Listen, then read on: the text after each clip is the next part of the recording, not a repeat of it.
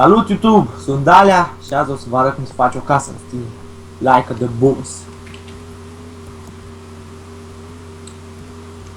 Nu-i greu, pune niște lemn, niște geam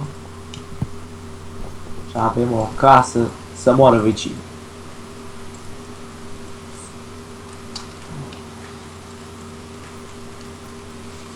Depinde cum vreți să o faceți, mai mare, mai mică. Mie îmi place așa.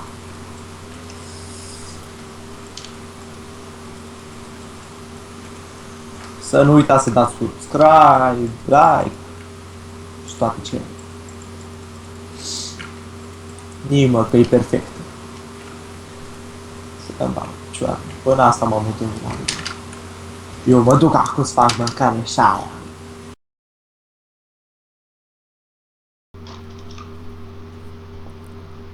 Guardita la cosa.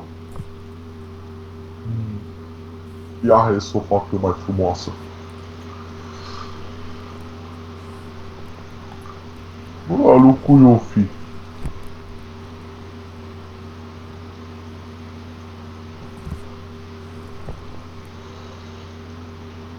Nu-i dă o drecu, ia stai puțin, am o idee ce ca să-i fac.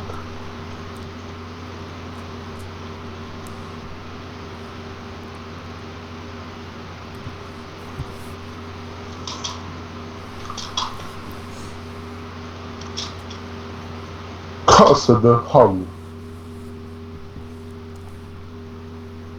Las că e bun așa. Ia, hai că mă duc eu să vezi. Acum fac eu bani. Da, na, na. Ce? Nu se poate! Care m-a distrus casa, că-l sparg. Ce n-am am făcut-o, acadea? Tot gâtul care m-a spart-o, că îl crăp, îl tai. Și era așa frumoasă. Trebuie să fac din nou. Să-i moară și lui toți vecinii. Da. Dar nu, a să o fac de 10 ori mai frumoasă.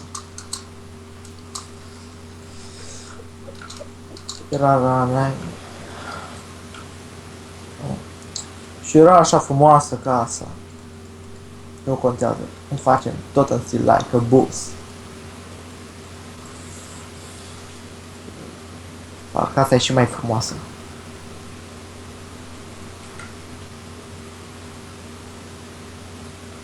Asta are și geamuri. Fac și un pat. Dar mai întâi mă duc după lână. Da,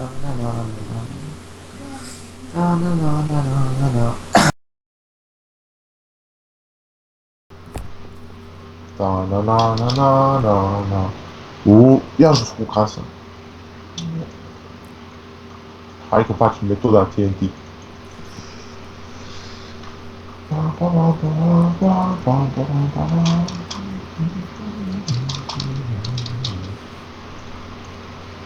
Nu o să știe ce l-a lovit.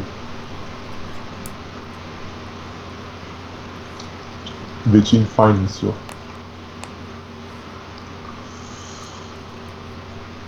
Redstone. Ăsta e a mea șmecher. De asta e puțin, că acum trebuie să mai pun ceva aici la TNT și am gătat.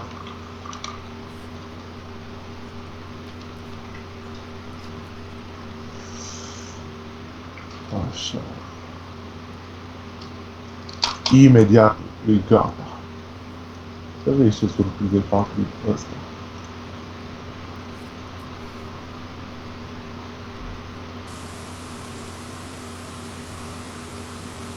Din pădurea cu alul.